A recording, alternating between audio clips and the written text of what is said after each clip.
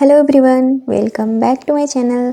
आज है 1 फरवरी और हम लोग पढ़ेंगे 31 जनवरी से बनने वाले करंट अफेयर्स के मोस्ट इम्पॉर्टेंट क्वेश्चंस और साथ ही सभी क्वेश्चन से जुड़े इम्पॉर्टेंट फैक्ट्स भी डिस्कस करेंगे।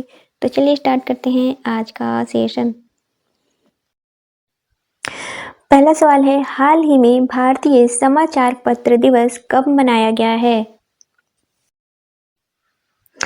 हर साल 29 जनवरी को भारतीय समाचार पत्र दिवस के रूप में मनाया जाता है। दरअसल 29 जनवरी साल 1780 को भारत का पहला समाचार पत्र द बंगाल गजट प्रकाशित हुआ था। इस दिवस को मनाने का उद्देश्य है समाचार पत्रों के महत्व और उनकी भूमिका के बारे में जागरूकता बढ़ाना।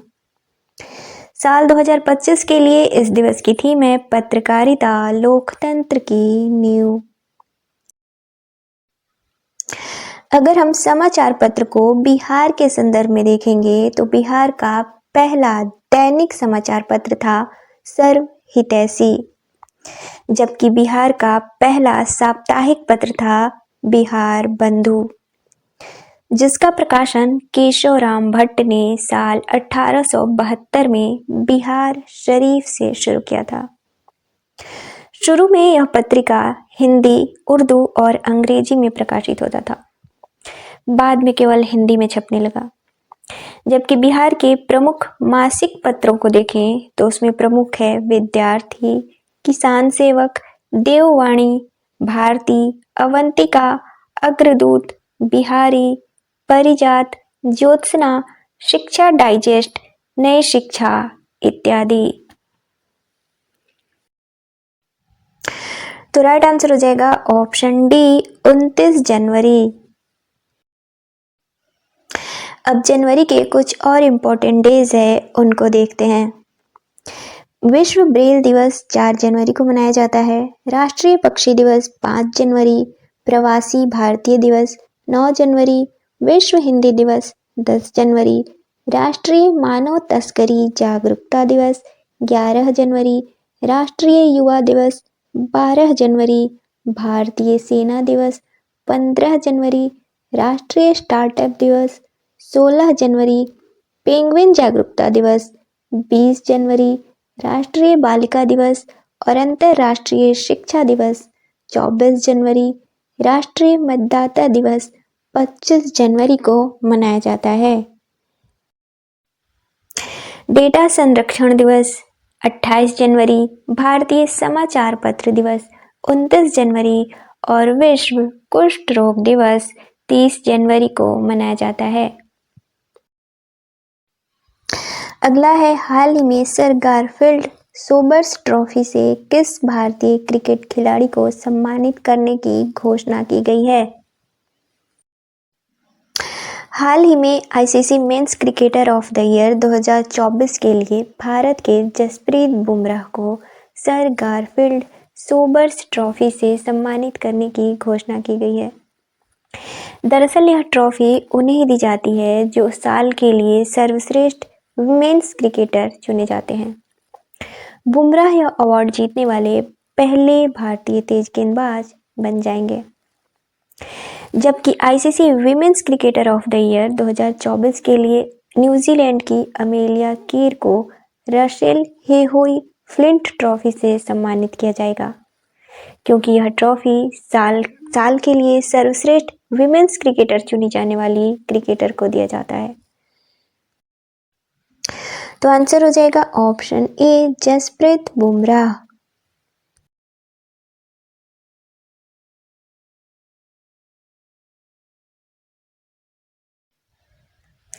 अब साल 2024 के लिए आईसीसी द्वारा दिए गए कुछ और अवार्ड्स हैं उनको देखते हैं।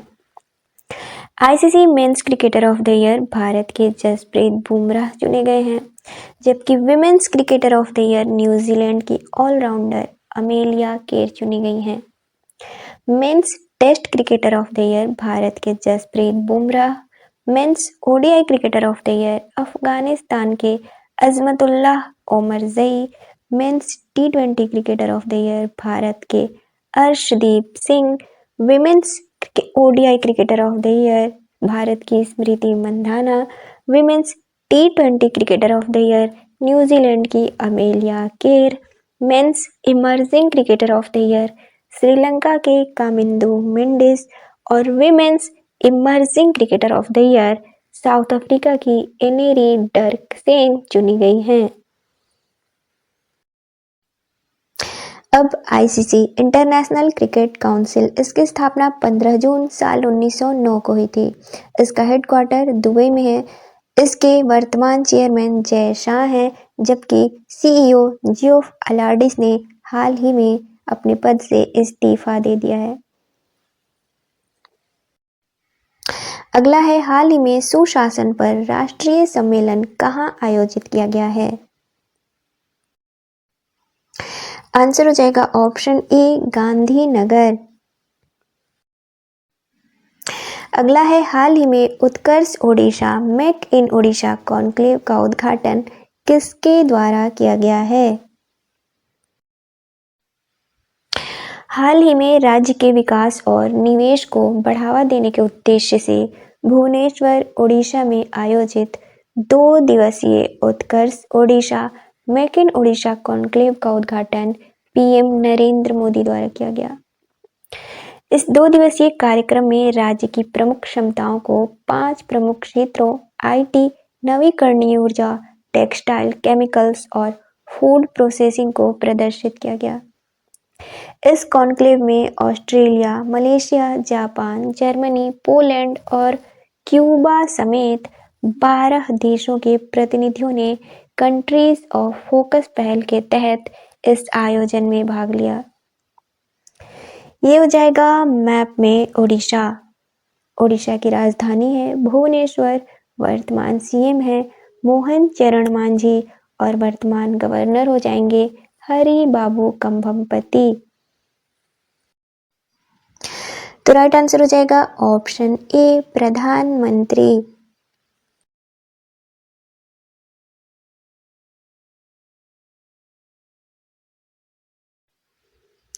अगला है, हाल ही में ईसीआई मीडिया पुरस्कार 2025 से किसे सम्मानित किया गया है? तो राइट आंसर हो जाएगा ऑप्शन ए दूरदर्शन। जबकि इलेक्ट्रॉनिक मीडिया के रेडियो श्रेणी में यह अवार्ड लोकसभा इलेक्शन 2024 के दौरान मतदाता जागरूकता पर अभियान के लिए रेडियो मिर्ची को दिया गया है। अगला है, हाल ही में इसरो द्वारा नेविगेशन सैटेलाइट NVS-02 को किस रॉकेट द्वारा लॉन्च किया गया है? हाल ही में भारतीय अंतरिक्ष अनुसंधान संगठन ने श्रीहरिकोटा के सतीश धवन अंतरिक्ष केंद्र से नेविगेशन सैटेलाइट NVS-02 को GSLV F-15 रॉकेट द्वारा लॉन्च किया गया है। यह इसरो का 1वां मिशन है। इससे फायदे क्या होंगे? तो सुरक्षा के तौर पर जमीन, हवा और समुद्र पर नजर रख सकेंगे। खेती से जुड़े मुद्दों पर सटीक जानकारी मिलेगी। इंटरनेट ऑफ थिंग्स से जुड़े अनुप्रयोग पर काम होगा। उपग्रहों के लिए कक्षा निर्धारण में सुविधा होगी। आपातकाल सेवाएं और मोबाइल में लोकेशन से जुड़ी सेवाएं मजबूत होंगी। पावर ग्रिड और सरकारी एजेंसी को टाइमिंग सर्विस मिलेगी। NVS-02 में सटीक समय अनुमान के लिए रुबिडियम एटॉमिक फ्रीक्वेंसी स्टैंडर्ड परमाणु घड़ियां शामिल हैं। NVS-02 को नाविक प्रणाली को बेहतर बनाने के लिए डिजाइन किया गया है। इसे UR उपग्रह केंद्र द्वारा विकसित किया गया है। नाविक में 5 दूसरी पीढ़ी के उपग्रह हैं, जिसमें NVS दूसरा है। इसका वजन 2250 किलोग्राम है और ऊर्जा क्षमता लगभग 3 किलोवाट है। इसे 12 साल के जीवन काल के लिए डिजाइन किया गया है। तो राइट आंसर हो जाएगा ऑप्शन ए GSLV F-15।